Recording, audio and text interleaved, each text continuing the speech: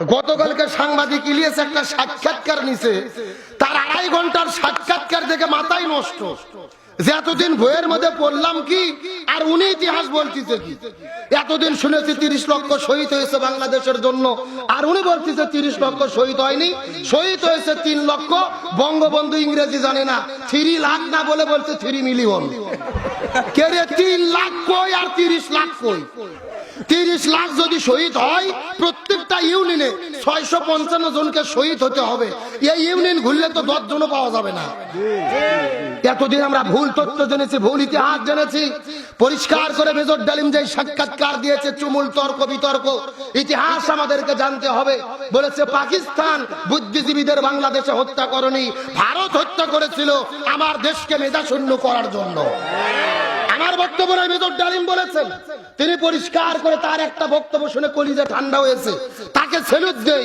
ও বলতেছে আমি জাতির পিতা, জাতির চাচা, দাদা, নানা এগুলো মানি না, মুসলমান হিসেবে একমাত্র জাতির পিতা ইব্রাহিম আলাইহিস সালাম। আল্লাহু আকবার বলে। এ তো বাপের বেটা রে, কই ছিল এতদিন? এটা তো কোরআনের ঘোষণা। আমাদের জাতির পিতার নাম কি? মিল্লাতা আবিকুম ইব্রাহিম ওয়া সাম্মাকুমুল।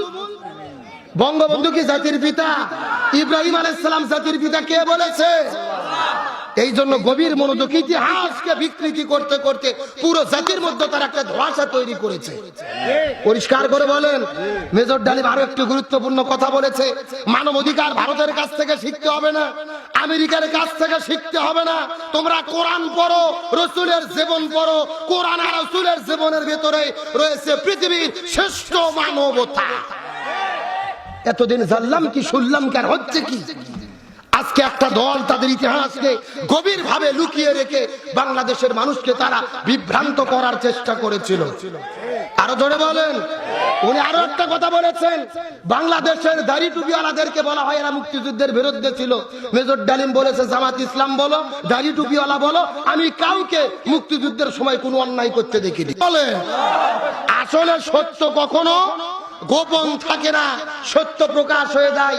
সাংবাদিক ইলিয়াসকে সেলুট দেই, মেজর ডালিমকে প্রকাশ আনার জন্য একসঙ্গে 8 লক্ষ লোক তার লাইভ দেখেছে। আল্লাহু আকবার কোন। টেলিভিশনে লাইভ হলে 10-20 হাজার লোক দেখে, আর 8 লক্ষ লোক রাত 10টা-12টা পর্যন্ত তাদের আলোচনা শুনতেছে। তার মানে বাংলাদেশের মানুষ সত্যটা জানতে চায় আর বিভ্রান্তর মধ্যে থাকতে চায় না। আমরা স্বাধীন হয়েছি, স্বাধীনতার মূল ইতিহাস কি, সত্য ইতিহাস কি, দল মতের ঊর্ধ্বে উঠে সত্য ইতিহাসটা জাতির সামনে আজকে প্রকাশ করা দরকার। কথা বলেন ঠিক কিনা? এই জন্য বলি, তিনি বলেছেন শান্তির জন্য কি লাগবে? আরো জোরে বলেন। এই কোরআন জমিনে কায়েম হওয়া ছাড়া শান্তি আসতে পারে? জোরে বলেন পারে।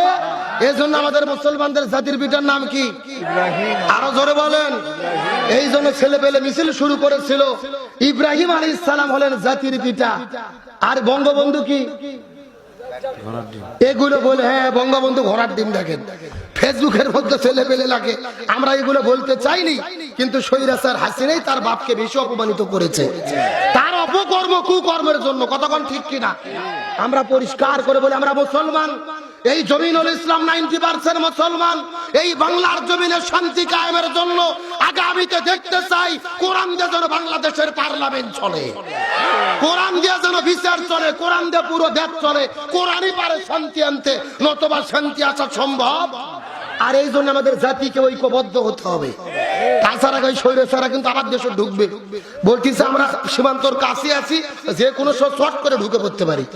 আমরা বলতেছি ম্যাডাম আপনি আসেন, এটা তো বাবার দেশ, আসেন আপনি শর্ট করে ঢুকবেন, আর আমরা আপনাকে ফট করে আয়না ঘরে ঢুকে দেবো। এ কথা কর না গা।